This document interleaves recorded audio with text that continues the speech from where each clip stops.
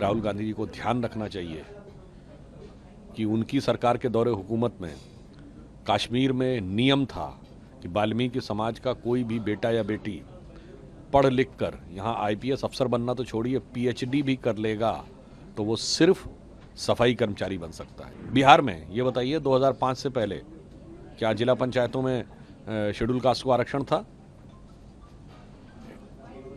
नीतीश जी की सरकार आने के बाद, एनडीए की सरकार आने के बाद मिला है, उससे पहले नहीं था।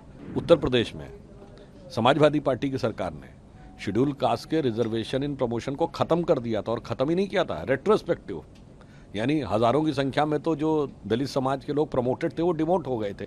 कोलंबिया में घूम के आने के बाद, यानी एक लंबी वेकेशन बनाने के बाद आज अचानक प्रकट हुए हैं, तो उसमें कोई सामान्य सी बात है। वो जो बोल रहे हैं वो आदतन बोल रहे हैं, यथार्थ और तथ्यों से परे बोल रहे हैं। पता नहीं मुझे राहुल गांधी जी को जो लोग उनको जानकारी देते हैं, हरियाणा में उनकी सरकार के समय मिर्चीपुर में क्या हुआ था उन्हें याद नहीं आ रहा है। दलित समाज के बारे में बोलते समय राहुल गांधी जी को ध्यान रखना चाहिए कि उनकी सरकार के दौरे हुकूमत में कश्मीर में नियम था कि वाल्मीकि समाज का कोई भी बेटा या बेटी पढ़ लिख कर यहाँ आईपीएस अफसर बनना तो छोड़िए पीएचडी भी कर लेगा तो वो सिर्फ सफाई कर्मचारी बन सकता है। जो धारा 370 की आड़ में दलित समाज के स्वाभिमान के साथ जो कुछ होता था, जिन लोगों ने उसको 70 साल तक बना के रखा, वो जब आज आके कहते हैं तो मुझे लगता है कि देश की जनता को भली भांति ये समझ में आता है कि दलित समाज का हित चिंतक कौन है। बिहार में ये बताइए 2005 से पहले क्या जिला पंचायतों में शेड्यूल कास्ट को आरक्षण था?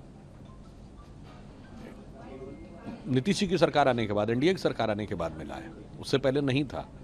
उत्तर प्रदेश में समाजवादी पार्टी की सरकार ने शेड्यूल कास्ट के रिजर्वेशन इन प्रमोशन को खत्म कर दिया था और खत्म ही नहीं किया था, रेट्रोस्पेक्टिव, यानी हजारों की संख्या में तो जो दलित समाज के लोग प्रमोटेड थे वो डिमोट हो गए थे।